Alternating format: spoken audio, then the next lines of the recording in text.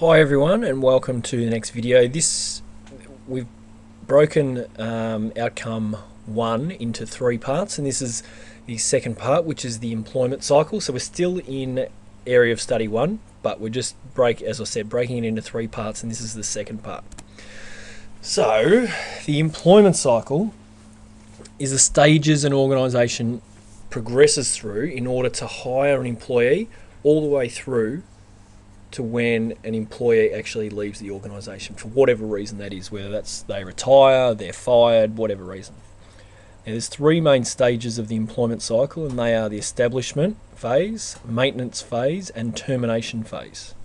So we're going to start off with the establishment phase, and there's certain parts to that, different parts to that. So what it is, it's all the activities which involved in the actual beginning of the relationship. So human resources is managing the relationship between the employer and the employee. The establishment phase is what the organisation does and the HR manager does in order to begin that relationship. So they're the activities that we're going to go through. In this video, we're going to look at human resource planning. So, human resource planning. Now that E in the top left-hand corner, that's just so you know that we are still in the establishment phase. So that E stands for establishment. So human resource planning is the process of anticipating the future staffing needs for an organisation. Now that could be that they actually need more, that they don't need quite as many, depending on what the actual goals and the strategic direction of the organisation is. HR planning is deciding on how many employees do we need, how many of what type of employees, so what qualifications do they need, where do they need to be, those kind of things. So human resource managers need to plan for the actual positions that become vacant. So if someone leaves the organisation, so first of all, they need to decide, do they need to fulfil that role, or will they not fulfil that role? If there are too many employees, then obviously there's unnecessary wage costs. Wages for large organisations cost organisations lots and lots of money.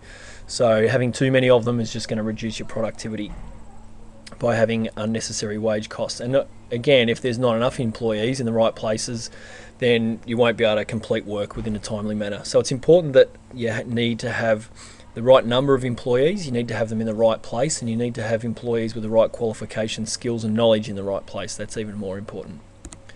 So let's look at an example of Coles. So initially Coles, well, they still do have, but this is before all the self-service checkouts. This is where you used to bring all your goods up and someone would check them through the checkout for you, and that was the only way of actually purchasing your goods.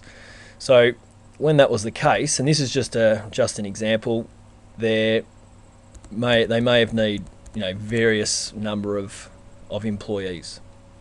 Then the strategic direction of the organisation changed, and they went to self-service checkouts. Now they still do have the other checkouts, I understand that, but with the self-service, they may go, well, because customers are actually checking themselves out, we might not need as many checkout employees. So they need to plan for that. So that's just a basic example where there's been a strategic change in the organisation, and they need to then decide, righto, how many of each employee do we need?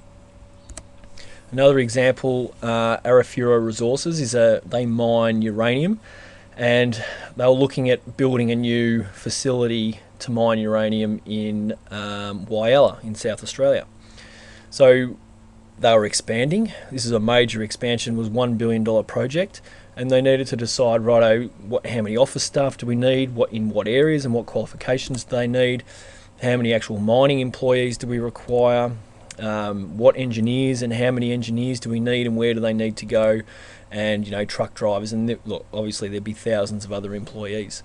But in doing that, the strategic plan, it's been a major change. They're looking to expand and build $1 billion plant in Whyalla. They need to decide what are their human resource needs. They need to plan that out, because then they need to go and hire them. They need to interview, go through the interviews and all those kind of things. But the first process they need to do is decide what jobs do we need to fulfill and how many of each job. So just to recap, human resource planning is the first stage of the employment cycle, and that is to plan the human resources. So looking at things of how many of each employee do we need, where do we actually need them, what qualifications do they need, what skills and knowledge do they need, and actually when. So if you look at Arafura Resources, when do they actually need them? It was going to be 5 years down the track before they could actually build the plant. So it was a major, lots of time to plan, big strategic plan. So that's planning human resource needs. For videos, practice Sax and more, go to teachingbubble.com.